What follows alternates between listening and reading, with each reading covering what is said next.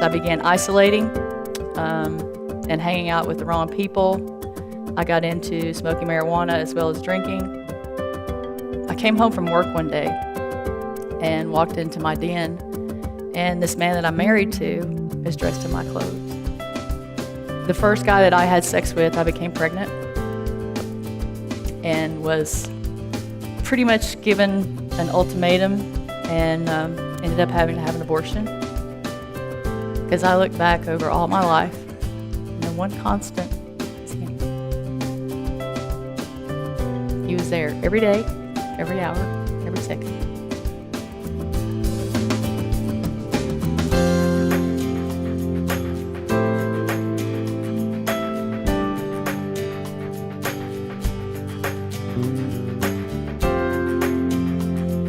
Hi, I'm Denise Miller. I'm a believer in Jesus. He is my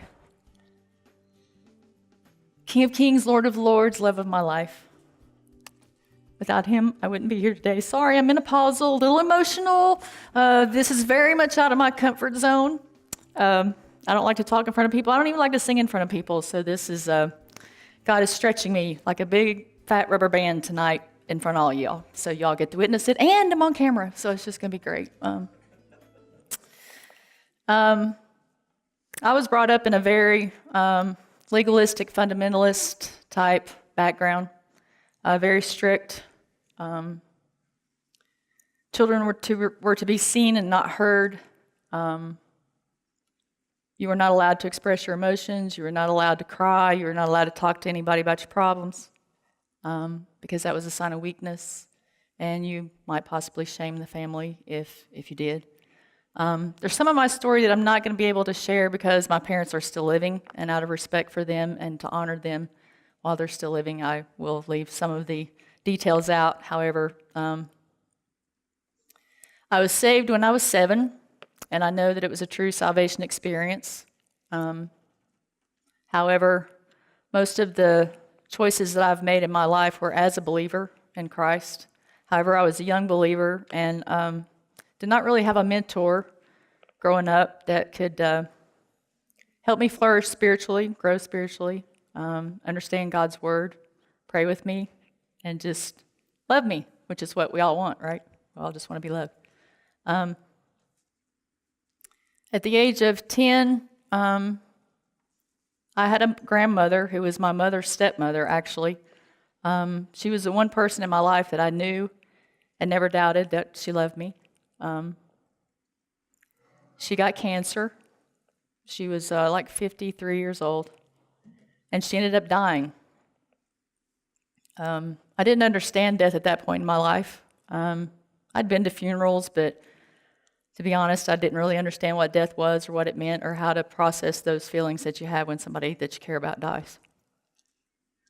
Shortly thereafter, within about the same couple-year time frame, my parents split up and divorced. And the church that we were a part of at that time basically disowned my brother and I. I guess they kind of blamed us for our parents, or they were ashamed of our parents. Our parents shouldn't have done that. It was awful. It was just a disgrace to the church, a disgrace to the family, a disgrace to everybody. And needless to say, that was the beginning of rebellion for this old chick. I became very angry with God.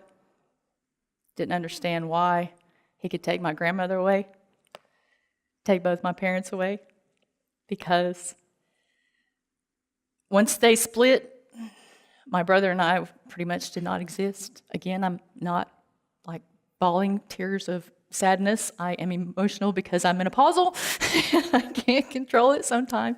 But that was very devastating for my brother and I, and those two things together for me were horrific. There were things going on between our parents, fighting and running people off roads and accusations, and my brother and I were just being strung around and slung around to grandparents and different places for about 3 years. That was when I began smoking cigarettes and experiencing with alcohol. I can't really say that I was ever addicted to alcohol as far as the definition of addiction is. However, I did use it, and it did numb my pain. This continued up through high school, where my mom ended up remarrying and taking me away from pretty much every friend I'd had since the third grade, and moved me to a brand new high school where I knew nobody, which was, believe it or not, I'm kind of a shy, very introverted person. I don't like, obviously, speaking in front of all you people. It's very uncomfortable for me. I don't like to be the center of attention, and it was very difficult for me to make new friends. So I began isolating and hanging out with the wrong people. I got into smoking marijuana as well as drinking. However, I was still going to church. There was this church in Bristol called Bethelview Baptist Church. They had a youth program that all my friends talked about. And even though I was still mad at God, still was very angry with God, I went. Became part of the youth choir. Don't remember a whole lot about that time in my life because, like I said, most of the time I spent passed out from drinking alcohol or doing anything I could to rebel against my mother or my father because I was very angry with them as well.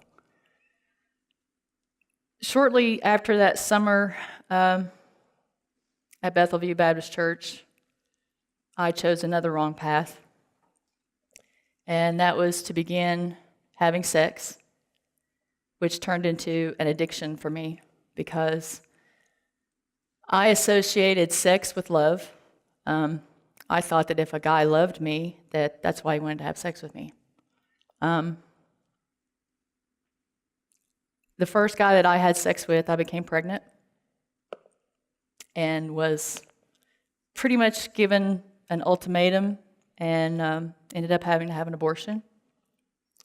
I spent many years of my life in shame over that decision. The enemy still brings it up every now and then. However, I know that I've been forgiven for that, but needless to say, that right there, that one thing, on top of everything that happened before that, just kept me going in a downward spiral. From the age of 16 after I had the abortion until about 20, I have very few memories, but I do know that I had sex with multiple partners. I had sex with anybody that would have sex with me, basically, is what I did, over and over and over again. Thinking that I was hurting my mom, thinking that I was hurting my dad, I was getting even with them, and the whole time I was just destroying myself. The relationship between my mother and I became so bad that I was looking for a way out any way I could find it. I met this man that I was working with at Wendy's, as a matter of fact, on the Parkway, and he offered to marry me and take me out of Tennessee. And I married him to get away from Tennessee, to get out of this place, and to get away from my parents to basically run. I'm real good at running, by the way. I run from lots and lots of problems, have done so many, many times in many years.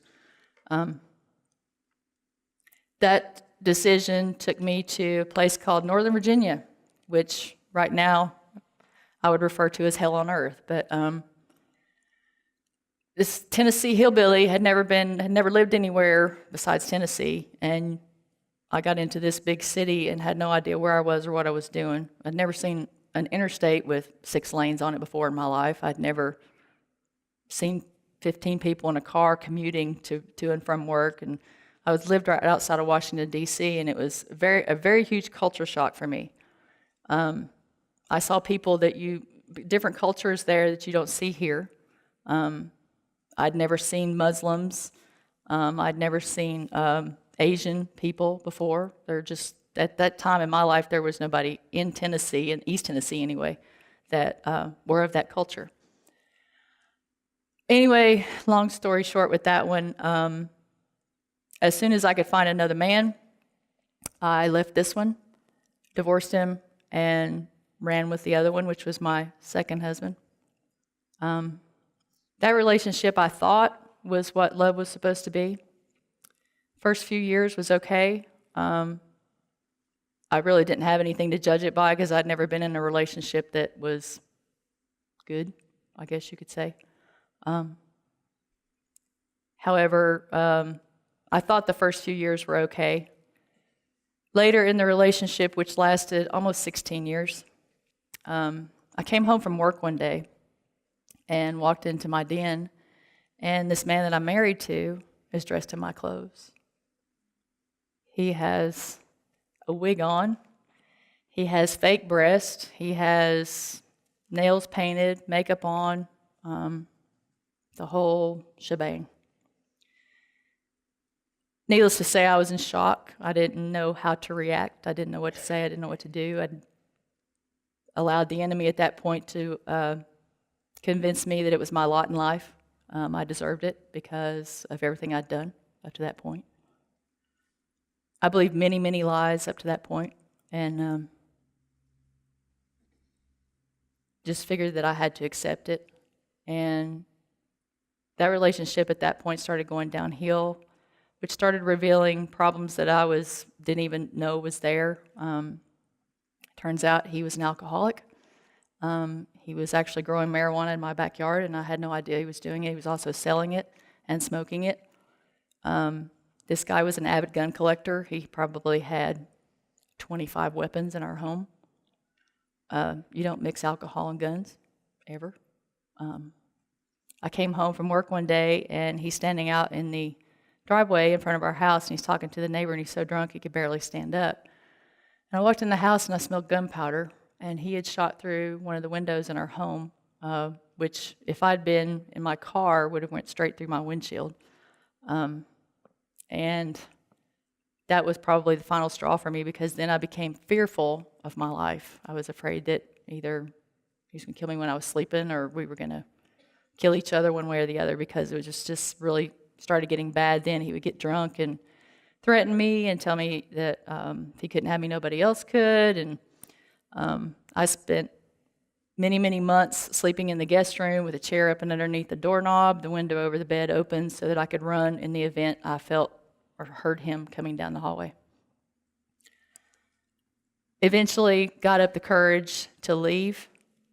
I was in the banking business at this time as far as career. I was in management, and January of 2001, I believe, I was transferred to a place called Fredericksburg, Virginia, to an office where I met the man who is the reason I'm still here today, along with Jesus.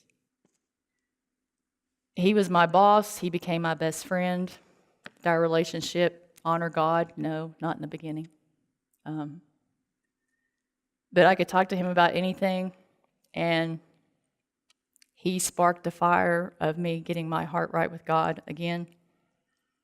And I ended up getting a divorce from the second husband, moving back to Tennessee, marrying Rusty, and thought this was the beginning of a real, true, wonderful life. We joined a Baptist church in Bristol. I won't say the name. We became very heavily involved in Raceway Ministries. I don't know if y'all are familiar with that. We were chaplains for Raceway Ministries, and actually set up camp in a campground for both races, and just hung out with people that like to drink, and they like to drink at the races. In case you've never been, they spend all that money and get drunk and miss the race because half of them stayed in their campers. But it was a blessing for us. Got to meet a lot of people, got to relate to a lot of people. And because Rusty and I both had a background with alcohol, we could talk to these people. And excuse me. We were also leaders of a Bible study group. We were kind of what we referred to ourselves as the misfits of the church. People that were divorced, people who experienced addiction to pornography, all those people that in some churches today are not accepted in the church. We were being spied upon. They did not like the fact that we talked about real life issues. They did not like the fact that we talked about sex addiction. They did not like the fact that we talked about divorce and all that stuff, because that was not supposed to be spoken of within the walls of the church. One Wednesday night, we got, I believe it was an email from the pastor of the church wanting to meet with us. And we walk in, sit down, and this man basically tells us both that we are a detriment to the church, to the future growth of the church, that we had to step down from all of our leadership responsibilities. He wasn't asking us to leave the church, just step down from our leadership roles. I know for a fact that God was in control of my tongue and my entire body that night, because this man pretty much attacked me. He made the comment that he did not understand how I could get up and worship with such passion and then turn around and do whatever I was doing, talking in the sound booth or whatever. Rusty and I also did the sound booth thing. And has anybody ever worked in a tech booth in a church? You know, you have to talk, you have to communicate with one another. But apparently we got accused of talking during prayer and talking when we weren't supposed to be talking, or I don't even know. I was just dumbfounded. We ended up staying at that church for a couple of months and then started looking for another church. Of course, going to Baptist church after Baptist church after Baptist church. And a friend of ours that was in the Bible study group that we had at that church was in the Lighthouse program and was graduating from the Lighthouse program and was having his graduation here at Celebrate Freedom. Invited us to come down. We came down, and that was our first taste of this ministry and the first taste of being around people that were actually real. What you saw is what you got. And they were beginning a study actually here on anger, which my husband and I were obviously full of at that point, ready to probably hurt people. We were so angry with the church. And I have to say I wasn't angry with God, but I was very angry with Christians in general, because I could not believe that Christians could do that to other Christians. But they do, and that's life, and life isn't fair, and we just keep going on, don't we? But we came to Celebration Church and visited, and being in that legalistic mindset, when we left here that Sunday, I was like, I'm never coming back here again. They don't pass the offering plate. They don't have a pulpit. They don't have choir loft. I can't go to church here. There's something wrong here. This is a cult. You know, that's how I was raised. These people are, not really worshiping God. They're crazy. Well, I said that. We came back. I found something, said pretty much the same old comment. And then we started coming to Celebrate Freedom and doing the anger class, the Chip Ingram study, I remember. And the more we came to Celebrate Freedom, the more we started realizing that this was what real church was all about. Not the pews, not the passing the offering plate, not the singing old hymns or being in a choir loft or dressing a certain way or acting a certain way. And we were truly accepted just the way we came in. No questions asked, no judgment, no criticism. And that is awesome if you've ever experienced that. Therefore, God used us being a part of that class in this ministry and other people within this church to really speak to mine and Rusty's heart and bring much healing. It was like every time Robert got up to speak, it was like he was speaking directly to my heart. Every message that he taught, every song that was sung, everything. And God's great like that. He knows what you need when you need it and knows how to give it to you. During this same time frame, I was working for a small company doing in-home counseling, which is my passion. I have a servant heart. I love to help people. God has used me in many arenas to talk with women, especially women in recovery. Through here, I facilitate the ladies' drug and alcohol class in Sullivan County Jail. Love it. It's more of a blessing to me than it is to them. But I was transporting two little girls to a home in Southwest Virginia where the grandmother and father had been accused of molesting these two little girls, 5-year-old and 2-year-old. It was in my own car. I pack heat. I have a gun. I had to protect myself. I was going into crack houses. I was going into all kinds of places at night by myself. I had to have some kind of protection. I'm not really sure what happened that day. I know that a couple months before that, God told me to quit that job, and I didn't. I became prideful and started thinking that these people couldn't live their lives without me because, I did everything for them. I was just the answer to all their problems, and God said, no, you're not. And this grandmother was helping me load the children in the car, and I turned around, and she's holding my pistol. And she's like, I hope this isn't what I think it is. I don't know how she got it. I don't know how it got in her hand. I don't know. It's water under the bridge, doesn't matter. Anyway, I could have not reported it. I could have not acknowledged it. I could have just ignored it and pretended like it never happened because it would have been my word against hers. And based on everything that was going on at that time, I probably would have been the one they believed over her. I couldn't do that because I had to look at myself in the mirror, so I reported it, and I ended up losing my job.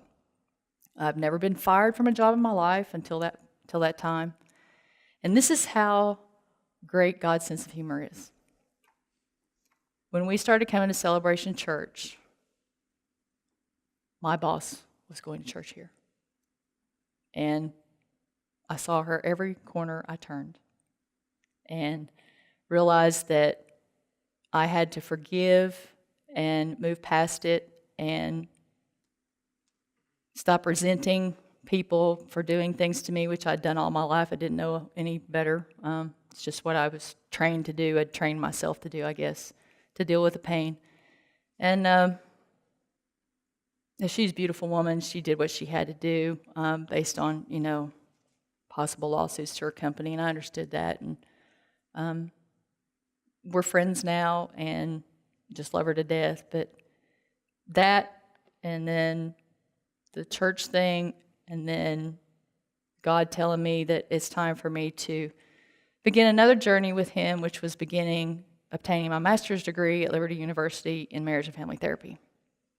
I don't know if any of y'all have been in school lately, but I'm old, and going to school and being old has its challenges. My husband was gracious enough to take care of us financially for the 2.5 years that I was in school, and finished everything and got to January of this year when I was to take the comprehensive exam, and I didn't pass.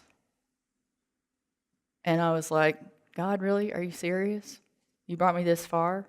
Why can't I do this?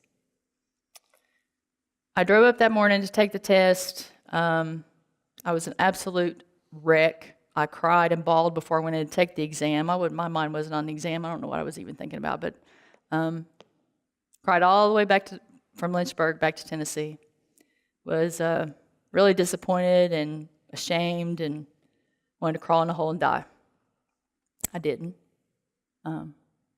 Just started studying again, listening to these CDs that this man, I could probably verbatim quote every word he said for listening to him for months and months and months. Had a wonderful group of ladies that go to this church. I don't know if y'all are familiar with Ladies Live It Up, but the ladies on that worship team are awesome ladies, one of which is sitting right over there, who have been essential in praying over me and helping me through that time. And they were right. God had a plan. There was a reason for the delay, because the second time I took the exam, I knew as soon as I walked out, I'd passed it. And the Monday after the Friday I took it, I got a call from the place that I wanted to work with a job offer. That's how awesome God is. However, it wasn't the job that I necessarily wanted. It was the alcohol and drug counselor position, and most of those folks are men. I don't work well with men, especially not in an alcohol and drug environment. So it's another thing that's way out of my comfort zone. But like I said, He's stretching me this year. So that's just part of my stretching, part of my growth. And I'm looking forward to it. I'm a little scared, a little intimidated because a lady actually died, as everybody tells me is the reason I got offered the position. And they laugh and say God had to, bring somebody home to give you a job. So I don't necessarily believe that, but I'm thankful for it. I'm grateful for it. I know I left a lot of details out. I do love Jesus. He is the love of my life. I have been set free from the sexual addiction, the chemical addictions. He has forgiven me. I have forgiven pretty much everybody that has ever done anything wrong to me, especially my parents and my brother and family members that have long since gone. I would encourage any of you that may be here tonight that think that you can't come or rise above whatever circumstances you have right now. You can with Christ. Because I look back over all my life, and the one constant is Him. He was there every day, every hour, every second. He never left me. And He always loved me. And He'll never leave you, no matter where you are, no matter what's going on. No matter how bad you think you are, how many lies the enemy tries to convince you to believe about yourself. They're not true. They're just lies. And He can use all of the good, all of your bad for good.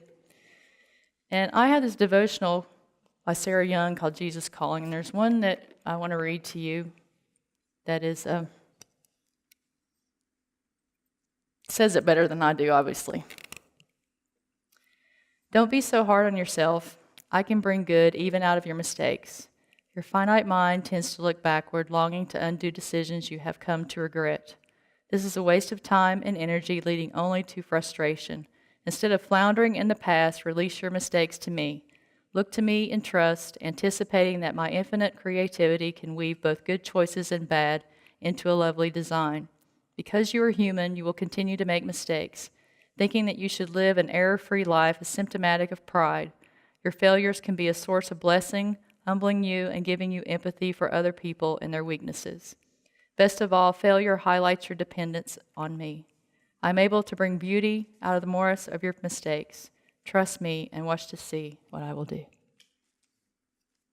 And that's my story. And I'm sticking to it. Thank you.